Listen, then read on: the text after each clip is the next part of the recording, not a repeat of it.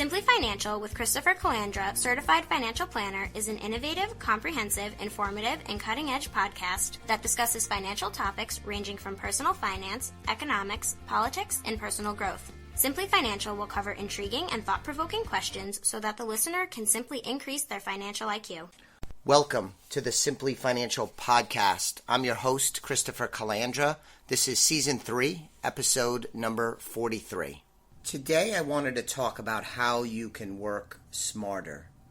This falls under the heading of being more efficient, being more productive, improved time management. But I wanted to share with you a few strategies that have helped me. I think these are things that contribute to the success we're having at Elliott Wealth Management Services as a business, helping attract and retain clients. So how could you work smarter? So the first thing I want to say, and this is going to be shocking, is to plan. I'm a certified financial planner, so you can't be surprised the first thing I bring up is under the heading of planning. But plan out your days and weeks in advance.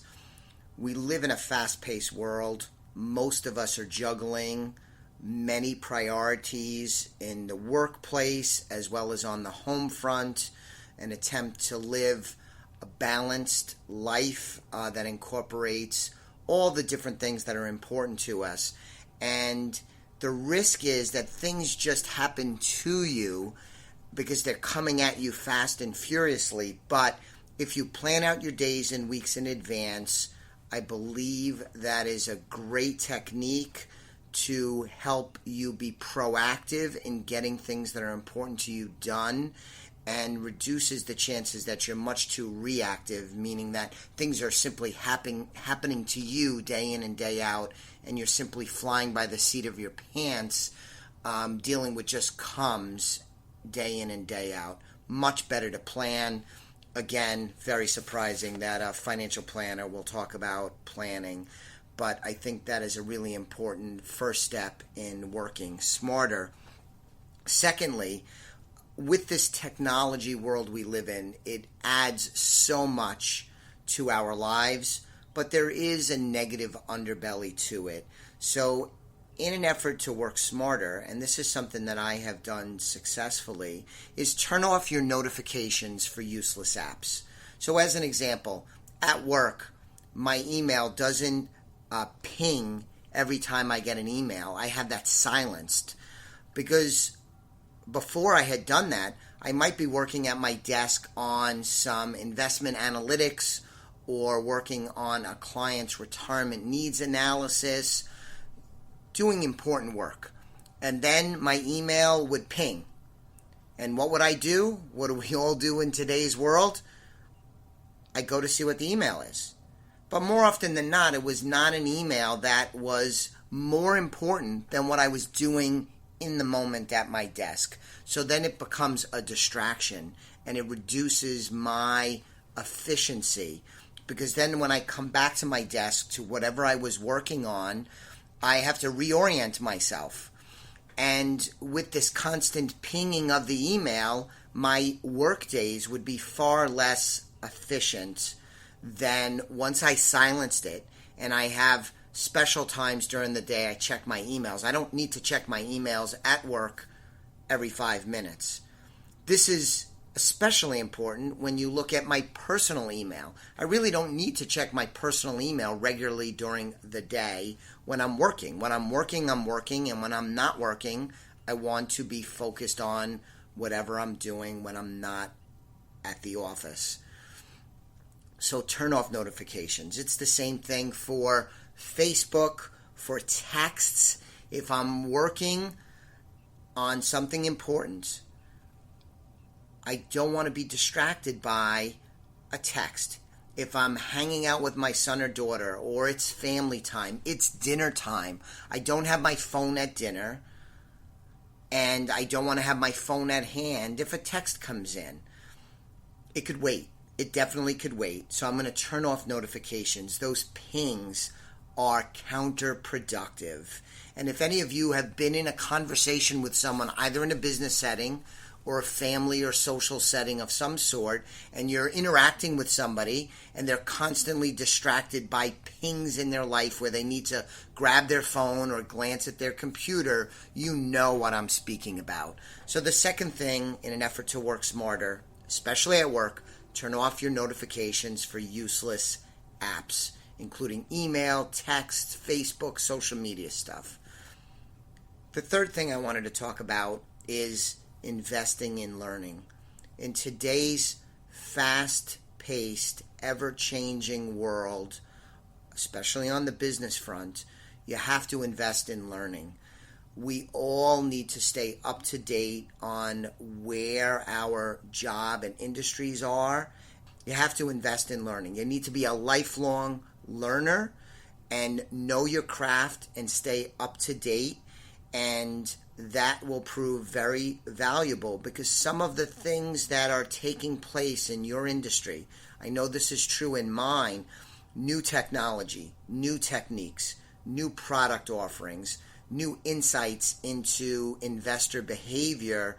By observing and learning about these things, I can do my job better and serve my clients better in innumerable ways. So invest in learning. The fourth thing is do difficult tasks first. This thinking has been around forever and a day, but the idea is when you come into work in a particular day, you should do your more difficult tasks first. The vast majority of us are more engaged and sharper earlier in the day. As the pressures and stresses of the day unfold, we tend to be less sharp, less efficient later in the day than we are in the morning. So it is a really good strategy to do your difficult tasks first. That is one of the many guidelines here at Elliott Wealth Management Services that we live by. All of us know that we ought to do our difficult tasks first and plan our days proactively with that in mind. I'll add one thing that has been really helpful to me over these last bunch of years is that I have a top 10 list. I have it right in front of me now, and on the top 10 list was to record this podcast. But one of the very first things I do each business morning is I write a list down of the top 10 things that I need to do. These are the most important things in a given day, and the idea behind this is that if I just did these 10 things and got them checked off, and then I was called away from the office unexpectedly, I could still say that the day was successful and productive. I want to focus on the most important things. And each day, I check off the important to-dos.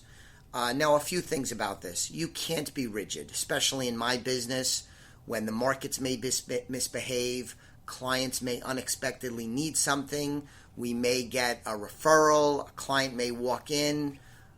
You can't be rigid. So in some days, I may need to rewrite my to-do list, because if I do my to-do list at 7:30 in the morning, by 9:30, the complexion of my day may have changed, and that's okay. I'll rewrite my list, and I'll focus on what is now the most important 10 things I need to do. I'll also point out there are some days that we'll call power days, where I'm simply on and things are clicking and I am super productive. In those days, I may rewrite my to-do list 2 or 3 times as I hammer through my important tasks. There are other days where some of the key tasks get gummed up for some reason. You may need somebody's help, you may run into an impasse, and that's okay too. But what I do is this to-do list every day, and I think it has dramatically increased my efficiency and helped me tackle the most important things I should be doing day in and day out when working on behalf of my clients. So the fourth thing is do difficult tasks first, and I really like the write your key to-do list. For me, it's a top 10. The fifth thing I wanted to talk about is measuring results, not time. And I think this is an evolution in American industry and thinking on this topic. I know as I've matured, I'm less interested when somebody says, oh, I worked 50 hours this week. That's not really the important thing, although I admire work ethic and I appreciate when somebody puts time in on a worthy goal. But I'm more focused on what was accomplished during those 50 hours, because if somebody worked 50 hours, but they spent a lot of time gossiping by the water cooler and managing their fantasy football team and making sure Facebook is updated as to where they're going to lunch and what they're going to have at lunch, then that's not really a good reflection of what was used with the time. So in your personal life, as well as in your business life, I would say focus on measuring your results and what gets accomplished and less about the time. Tying this in with the fourth thing I talked about, doing difficult tasks first and my to-do list. You know, there are times that I may get my key things done earlier in the day, and maybe that means then I will head out of work early and maybe grab my son off the bus early, or maybe I'll get to the gym earlier than I might otherwise have. I'm going to measure results, not time, and I think that is helpful in terms of working smarter, because everyone, including me, there are time wasters in their day. And if you, especially on the business front, can mitigate the time wasters you have, that'll go a long way to you working smarter, and then you could focus on measuring results more than measuring time. The last thing I wanted to mention, number 6, is to write things down and don't rely on memory. It amazes me how many people say, I forgot something in the business world. And that is always going to happen. There's no way around it. But writing things down, taking notes, will really help on the memory front, and it is a great way to help you work smarter, because it's much better to avoid a problem than to solve a problem, and writing things down, helping you keep track of tasks and things that are important, is a key element of that. So you should write things down. Now, this could take many different forms. I know here at Elliott Wealth Management Services, it does take on several forms. Sometimes it might be a Post-it. I know right at my desk today, I have a Post-it on something that is a reminder for me today. But you could also leverage technology.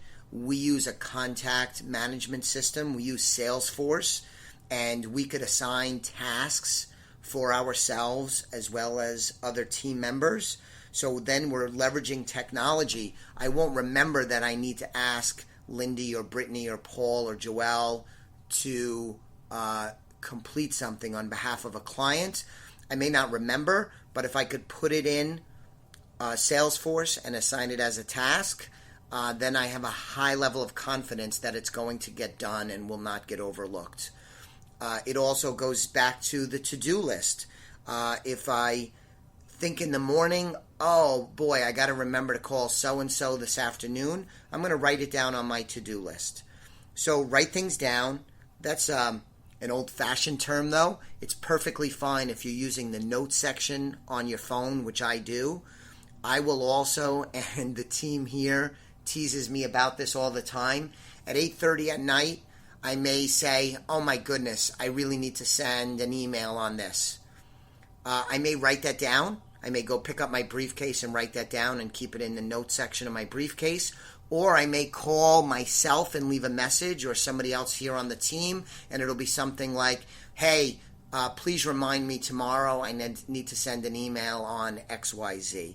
So writing things down is a good way to do this, but you could also leverage technology by using voicemail, contact management systems, email yourself reminders, but don't rely on your memory. Most of us have too many things going on between work and home front things to remember everything. So write things down, leverage technology to help you work smarter and be efficient. I appreciate you listening today. I hope you enjoyed my thoughts on working smarter. And please understand, I haven't gotten it all figured out, but I think my team and I here at Elliott Wealth Management have really improved on this topic over the last 3, 4, 5 years. That has led to our increased success, and we get wonderful feedback from our clients day in and day out about how we're able to help them. And some of these things we're talking about puts us in a position to be better financial advisors for our clients. At the end of all the episodes, I ask, and I will ask again, please, if you haven't subscribed to this podcast, please do so. You can do it at iTunes, do it at the Elliott Wealth Management website. And of course, if you're not a client already, we'd love to talk to you. We'll do a complimentary consultation with you, either in person or remotely. So keep that in mind if you're listening and you haven't spoken to us yet. I'll be back with you on an upcoming episode of the Simply Financial Podcast very soon. Thank you. The views expressed are not necessarily the opinion of SagePoint Financial Incorporated and should not be construed directly or indirectly as an offer to buy or sell any securities mentioned herein. Investing is subject to risks, including loss of principal invested. Past performance is not a guarantee of future results. No strategy can assure a profit nor protect against loss. Please note that individual situations can vary. Therefore, the information should be relied upon when coordinated with individual professional advice. Please note, the information being provided is strictly as a courtesy. When you link to any of the websites provided here, you are leaving this website. We make no representation as to the completeness or accuracy of the information provided at these websites, nor is the company liable for any direct or indirect technical or system issues or any consequences arising out of your access to your use of third-party technologies, websites, information, and programs made available through this website. When you access one of these websites, you are leaving our website and assume total responsibility and risk for your use of the websites you are linking to. Securities and advisory services are offered through SagePoint Financial Incorporated, member FINRA SIPC. Insurance services offered through Elliott Wealth Management, LLC, not affiliated with SagePoint Financial. Simply Financial is part of the Exvadio Podcast Network. You can find Exvadio podcasts at exvadio.com/podcast, the Apple Podcasts app, iTunes Store, iHeartRadio app, Spotify, Stitcher, and wherever you find podcasts. So join us and stay informed and entertained.